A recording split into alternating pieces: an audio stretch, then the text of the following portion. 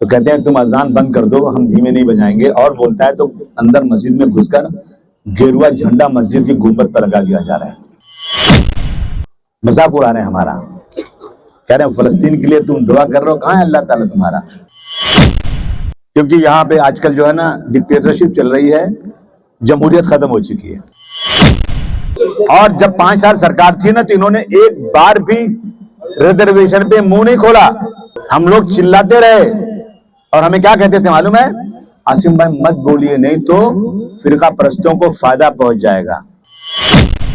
अब बताइए कि 6 सीट में अलायंस करने के बाद आपने पूरा उम्मीदवार खड़ा कर दिया, तो फिर इंडिया अलायंस का क्या होगा?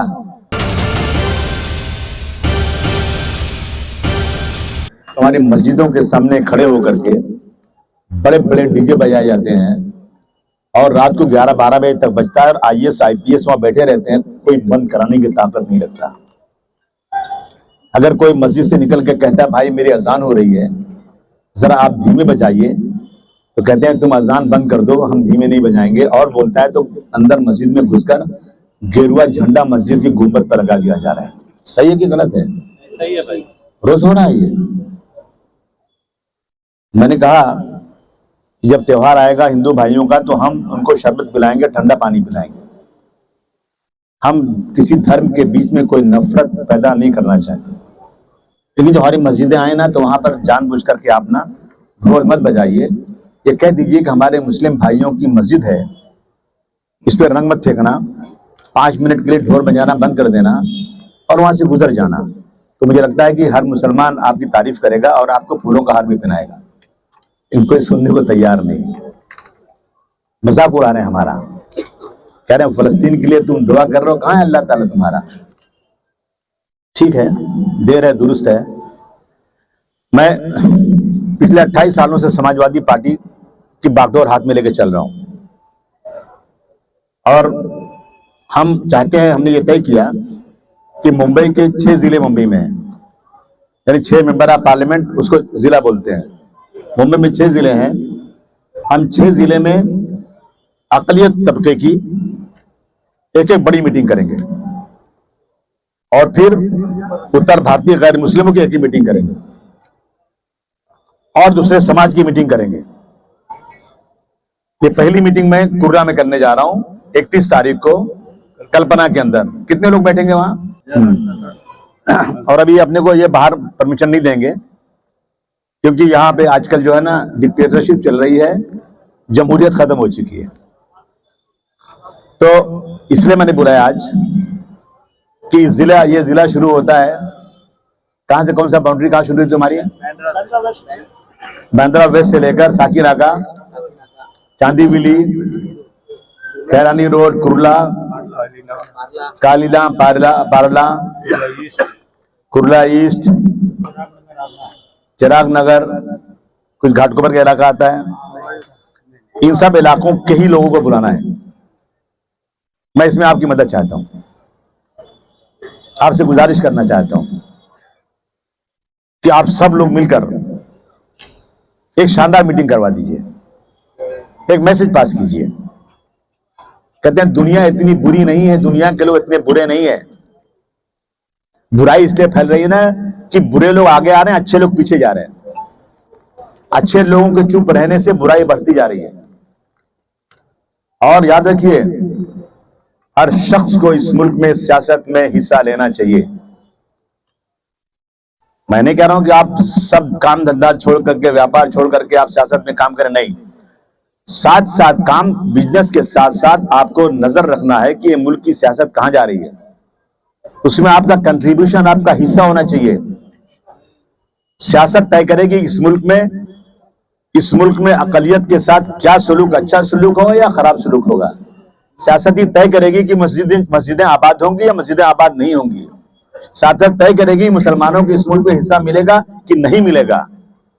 इसलिए आप सबसे मेरी गुजारिश है कि आप सब अपने कारोबार के साथ साथ थोड़ा सा सियासत में हिस्सा लीजिए।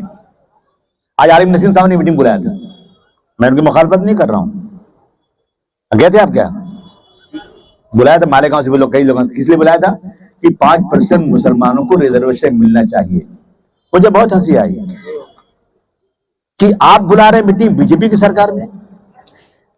आपको अल्लाह ताला ने 5 साल की सरकार दी थी। 5 साल कांग्रेस की सरकार यहां थी एनसीपी के साथ, और इन्हीं दोनों पार्टियों ने मिलकर 5% रिजर्वेशन का अनाउंसमेंट किया था। और जब 5 साल सरकार थी ना, तो इन्होंने एक बार भी रिजर्वेशन पे मुंह नहीं खोला। हम लोग चिल्लाते रहे, और हमें क्या कहते थे मालूम है? आसिम भाई मत बोलिए, नहीं तो फिरका परस्तों को फायदा पहुंच जाएगा। अब सोचिए जरा, अब वो सरकार चली गई, बीजेपी की सरकार आ गई, तो कह रहे हैं हम जो है ना डिमांड कर रहे हैं कि 5% रिजर्वेशन मिलना चाहिए। आपके बगल में यही कहीं नवाब मलिक का कहीं के घर है ना, कहां घर है इनका? नवाब मलिक साहब, मैंने एक सवाल किया था, वो माइनॉरिटी मिनिस्टर से उन्होंने जवाब दिया था। मैंने कहा 5% रिजर्वेशन कब मिलेगा? तो उन्होंने खड़े होकर कहा कि जब तक पार्लियामेंट में रिजर्वेशन का कोटा बढ़ेगा नहीं, उस वक्त तक मुसलमानों को या मराठों को किसी को रिजर्वेशन नहीं मिल सकता। कानूनी बाजी खत्म हो गई, तो आप लाए क्यों थे? और फिर मुसलमानों को बेवकूफ बनाने के लिए रिजर्वेशन की बात कर रहे हैं। क्या हालत है देश में? जितना बीजेपी मारेगी ना, उतना मुसलमानों को ये चुस्कारेंगे, बेवकूफ बनाएंगे। इसलिए हम एक ताकत बनाना है, जरूरी है। इसलिए आए आप लोगों से कहने के लिए कि आप सब लोग मिल करके जिन जिन इलाकों का नाम हम लोगों ने लिया है, वहां से अच्छे अच्छे लोगों को इस मीटिंग में दावत दे दीजिए। आप टेलीफोन के जरिए जाकर महल्लों में लोगों से मिलकर ज्यादा से ज्यादा लोगों को बुला दीजिए। हम लोगों ने बनाया भी है, देखिए ये लेटर भी बनाया हम लोगों ने, और जिसको बात करेंगे उसका नाम, टेलीफोन नंबर और एड्रेस भी इस पे आ जाएगा, तो हमारे रिकॉर्ड में भी रहेगा। आइंदा कभी जरूरत पड़ेगी तो हम लोग उनको बुला सकते हैं। देखिए, जिसके पीछे पब्लिक होती है ना, उसी की बात सुनी जाती है। जिसके पीछे पब्लिक नहीं होती है ना, राजनीति में उसकी कोई वैल्यू नहीं होती है। अगर मैं चिल्लाते रहूं, मेरे पीछे 5 आदमी नहीं, तो बोलेंगे इसकी हैसियत क्या है, इसकी बात क्यों सुनना है? और मैं चिल्लाऊं, मेरे पीछे सब खड़े हो जाए ना, तो सरकार घुटने टेक करके मेरी बात सुनने पर मजबूर होगी। ये ताकत बनाना है, इसीलिए आपके पास आज आए हैं। एक ही मकसद है आज कि हमें ये मीटिंग जो है अक़लियती तबके के लोगों को बुलाना है, और जो जुल्म ज्यादती हो रही है उसके खिलाफ आवाज उठाना है। बहुत सारे इश्यूज हैं, ये आवाज सरकार तक जाएगी, बातें होंगी, तो इंशाल्लाह कुछ ना कुछ फायदा इसका जरूर निकलेगा। तो बताइए, आप लोग तैयार हैं कि नहीं?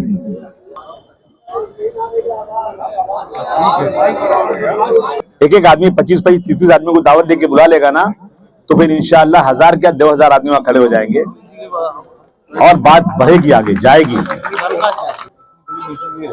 अभी देखिए, अभी एक अलायंस बना, इंडिया अलायंस, कि 1-to-1 फाइट होगी तो बीजेपी हारेगी, बराबर ना? सब मिल गए। अब इलेक्शन हो रहा है मध्य प्रदेश में। मध्य प्रदेश में समाजवादी पार्टी, जो उत्तर प्रदेश का बॉर्डर है, एमपी और यूपी का बॉर्डर जो है ना, वहां समाजवादी पार्टी की ताकत है।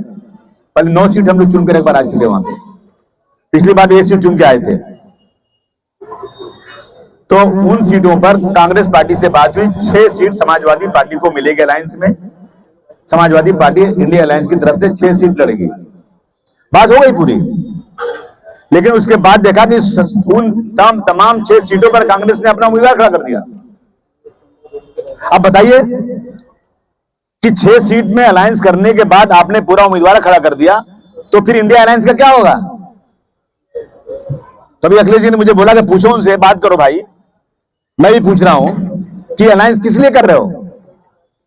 अलायंस करना है तो पार्लियामेंट में करना है तो असेंबली में करना है, दोनों में करना है, एक में करना है, तो क्लियर कर दो। कल ये मत कहना कि हमने कुछ खराब किया। अब कांग्रेस के लोग जो है ना, यूपी में कांग्रेस की हालत क्या, आप सब यूपी के लिए बैठे हो।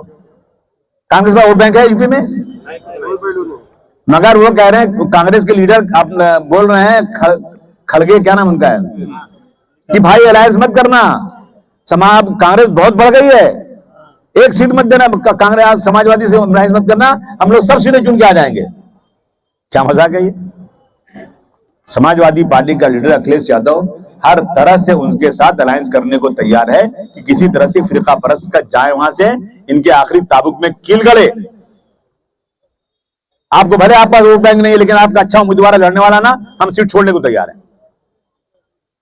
लेकिन ये लोग गड़बड़ कर रहे हैं, अपना उम्मीद पे पानी फेर रहे हैं।